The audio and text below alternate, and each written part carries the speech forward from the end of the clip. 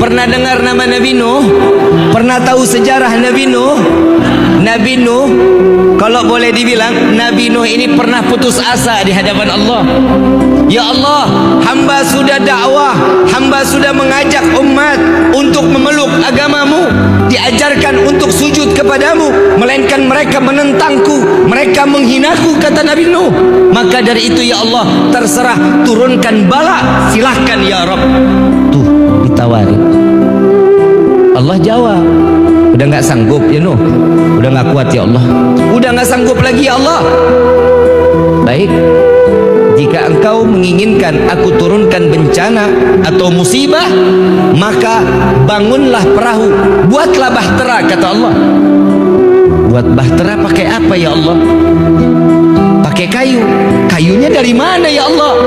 Sedangkan di tempatku ini tidak ada kayu. Dikasih bibitnya, dikasih bibit, dikasih bibit, ditanam oleh Nabi Nuh sampai bertumbuh dengan begitu besarnya pohon tersebut. Ditebanglah satu persatu dan dibuatlah bahtera, bukan di pinggir pantai, di tengah kota. Makin umat Nabi Nuh mengatakan bahwa Nuh ini memang sudah gila. Kalau kita bikin perahu di pinggir pantai atau di tengah kota? Pinggir pantai biar dekat untuk ketemu air, ketemu airnya. Ini di tengah kota bikin bahtera. Akhirnya ini hamba Allah yang mereka yang sakit hati dengan Nabi Nuh, yang gak mau dengar dengan dakwahnya Nabi Nuh, mereka berbondong-bondong. Itu bahtera lantai 1 dibangun sudah hampir rapi, dia berbondong-bondong semuanya. Dia kalau mau buang hajat, buang air kecil, buang air besar, larinya di bahteranya Nabi Nuh. Gak mau di kamar mandinya mereka, enggak, maunya di bahtera Nabi Nuh. Dan tanpa disadari, saat bahtera lantai pertama selesai, Nabi Nuh mau lanjut lantai kedua, di bahtera lantai pertama ini sudah hampir penuh dengan kotoran manusia.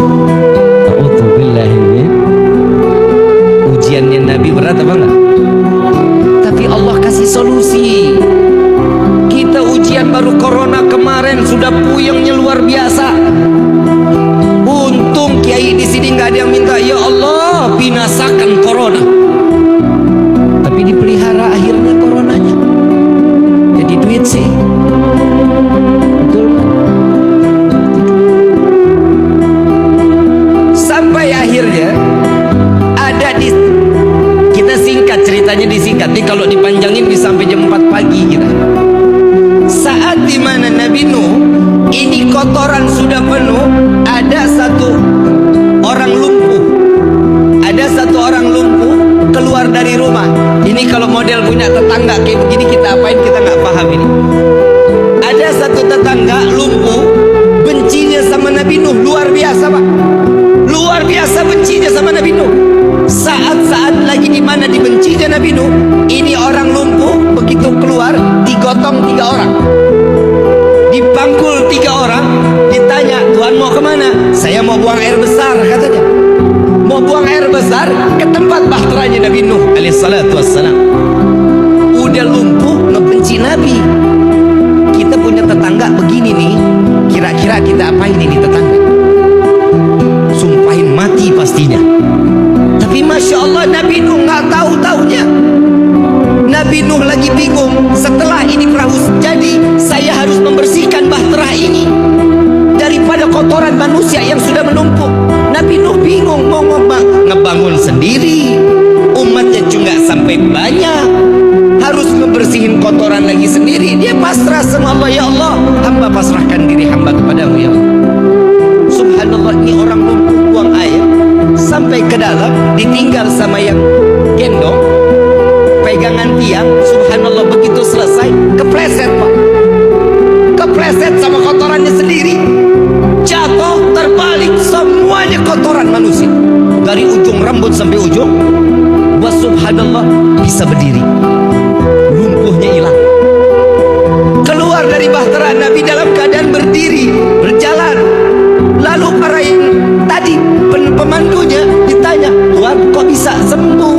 Tadi perasaan digendong, kok keluar sekarang jalan? Saya nggak tahu ada apa di dalam ini. Ini kotoran, ternyata kotoran inilah yang bisa menyembuhkan saya. Memang dasar nggak punya akal. Allah balikan pikirannya, subhanallah, satu kampung mungkin kotorannya sendiri. Sallu ala Nabi Muhammad. Masuk nggak di logika manusia? Masuk nggak ke logika manusia? Nggak akan masuk. Yang kotorin dia, yang bersihin, mungkin apa enggak? Gak bakal mungkin. Tapi Allah sudah membalikkan hati seseorang dengan penuh keyakinan. Orang tersebut yakin bahwa kotoran yang ada di dalam kapal Nabi Nuh itu yang dapat menyembuhkan penyakit. Sampai kalau kita bilang kinclong lagi. Tahu kinclong? Tahu kinclong?